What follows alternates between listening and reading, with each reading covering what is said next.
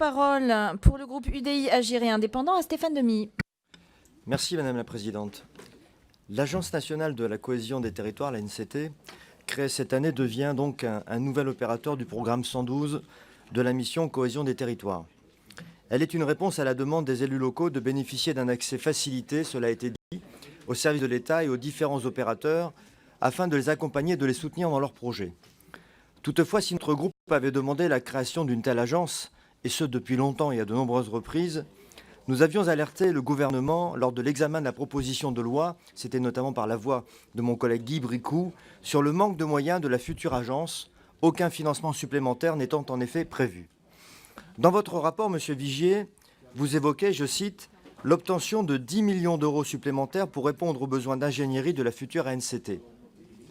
Ces 10 millions viennent-ils réellement s'ajouter au transfert des budgets des agences qui seront regroupées dans la ANCT? C'est ma première question.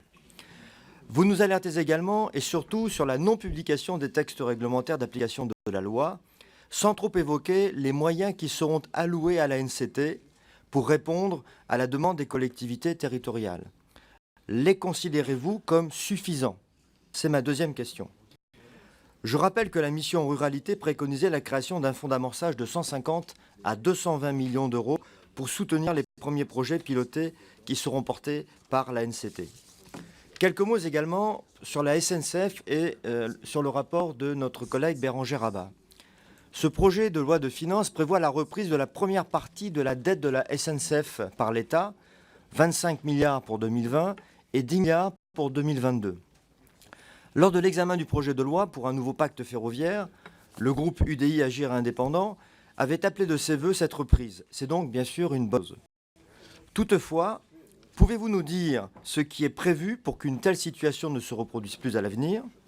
Il est en effet impératif que la dette ne se reconstitue pas, sinon c'est le rocher de Sisyphe ou plus exactement le trou du sapeur Camembert. Et quand je parle de SNCF, je pense immanquablement aux dessertes fines du territoire, comme mes collègues l'ont évoqué, ces fameuses petites lignes si importantes pour nos territoires ruraux. Nous ignorons à ce jour les conclusions du rapport Philizot sur le devenir de ces lignes, mais votre rapport et le rapport de la Cour des comptes publié la semaine dernière n'augurent rien de bon sur l'état du réseau. Avez-vous des informations à nous communiquer sur ce point? C'est ma troisième et dernière question. Merci, chers collègues. Je passe la parole pour le groupe Liberté et